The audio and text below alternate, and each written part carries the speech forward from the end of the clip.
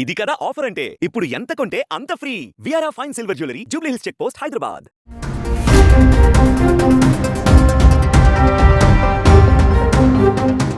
అయోధ్య రామాలయం పైన తీవ్రవాద సంస్థలు భారీ ఉగ్రదాడికి ప్లాన్ చేశాయి.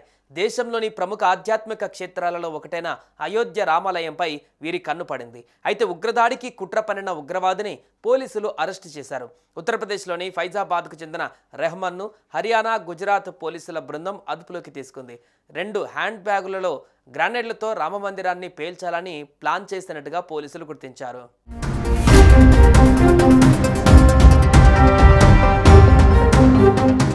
హిందువుల ఆరాధ్య దైవం శ్రీరాముడు జన్మించిన ప్రదేశంగా అయోధ్యను సందర్శించి బాలరాముడిని కొలుస్తారు. అయితే ఇంతటి ప్రాచుర్యం గల రామాలయం పైన బాంబు దాడికి కుట్ర జరిగింది. రామ మందిరాన్ని పేల్చివేసేందుకు ఐఎస్ఐ భారీ పథక రచన చేసింది.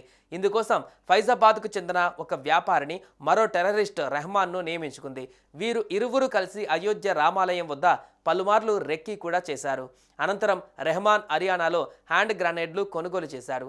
రైల్లో ఫరియాబాద్ నుంచి ఫైజాబాద్ వస్తుండగా నిఘా వర్గాల పక్కా సమాచారంతో Gujarat ATF, Faridabad STF teams Rahman అదుపులోకి తీసుకున్నాయి.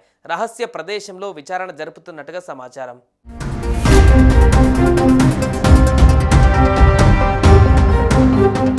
రెండు హ్యాండ్ గ్రానైడ్లను రైల్లో అయోధ్యకు తీసుకువెళ్లాలని రెహమాన్ ప్లాన్ చేసినట్లుగా నిఘా వర్గాలు తెలిపాయి. అయితే కేంద్ర భద్రతా సంస్థల నుంచి వచ్చిన సమాచారం ఆధారంగా హర్యానా ఎస్టీఎఫ్, గుజరాత్లోని యాంటీ టెర్రరిజం స్క్వాడ్ బృందం రంగంలోకి దిగి నిందితుడిని అదుపులోకి తీసుకున్నారు.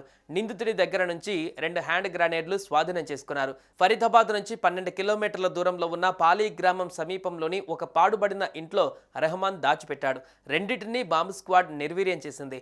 నిందితుడిని ఏటీఎస్ బృందం గుజరాత్కు తీసుకువెళ్లి విచారిస్తున్నారు. పాకిస్తాన్ ఉగ్రవాద సంస్థలతో రెహమాన్కు సంబంధం ఉన్నట్లుగా పోలీసులు గుర్తించారు. రెహమాన్ మాంసం దుకాణంతో పాటు ఆటో నడిపిస్తున్నాడు.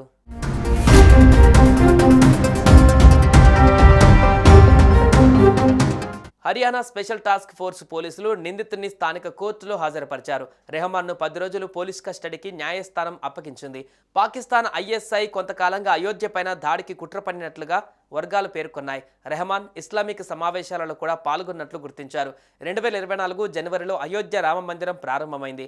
ఆ సమయంలో రెహమాన్ మందిరం వద్ద అనేక రౌండ్లు వేసినట్లుగా తెలుస్తుంది. అంతేకాకుండా నిఘా కూడా ఉంచినట్టు కనిపెట్టారు. ఇక్కడ సమాచారాన్ని ఎప్పటికప్పుడు పాకిస్తాన్ ఐఎస్ఐతో పంచుకున్నట్లు వర్గాలు వెల్లడించాయి. అయితే ఈ కుట్రలో మరింత మంది పాత్ర ఉంటుందని పోలీసులు అనుమానిస్తున్నారు. నిందితుడి నుంచి మరింత సమాచారాన్ని రాబట్టేందుకు ప్రయత్నిస్తున్నారు.